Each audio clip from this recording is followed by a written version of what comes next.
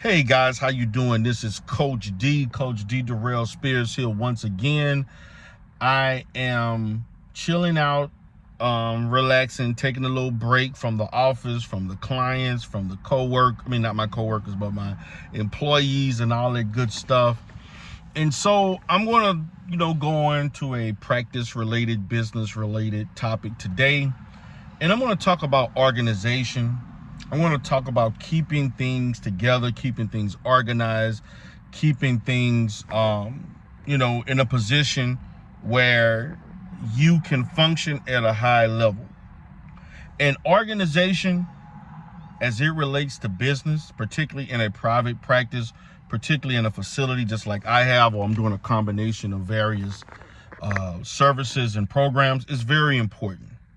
It's very, very important. One of the most important things in order and as it relates to organization is you developing a plan for yourself. Developing a plan, developing your goals, developing things that you want to do consistently each and every day. Understanding the framework of your corporate or business structure. For myself, I'm looking at the fact that I'm at the top as the owner, CEO, director. I have clinicians that work for me. I have an office manager. I have human resources. I have paraprofessional case managers. I have behavioral techs. I have a billing person. So I also have other contractors that do things for me outside of my company. One of the best ways to stay organized is to know how to delegate tasks, duties, responsibilities amongst the people who work for you. So often, people who operate businesses, they have a tendency to want to monopolize everything that's important to keep that business functional. I understand that because I made those same mistakes. And sometimes I may repeat those mistakes because as a business owner, you are the person who makes things go. You're financially obligated to everything, the sweat equity that you put in it.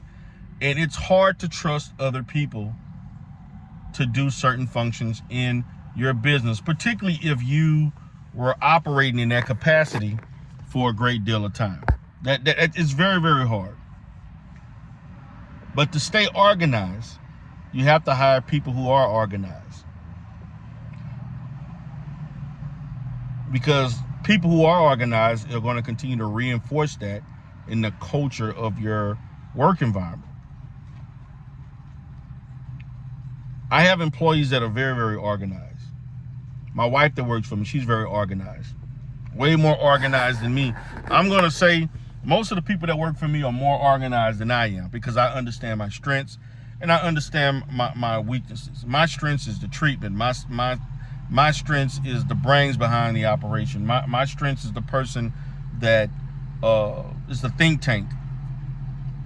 But I do understand I can't be everywhere at one time. I can't do everything for everybody, and I have to allow people to do things for me. That's why I'm paying them. Organization allows you to function in a manner that maximizes profit, maximizes the amount of services that you can provide. That's how I function as a business. I understand when you have disorganization in the kind of business that I operate, you fail audits. When you have disorganization, you don't turn in paperwork. You don't bill on time. You don't get paid on time. Okay, you can't afford. It will have a financial effect where you're going to understand that I'm doing something wrong and I need to change what I'm doing. It will eventually affect the bottom line, and that's the revenue that you're bringing in. Okay, and that's just a fact. Particularly in the business that I am, because most of our revenue comes from insurance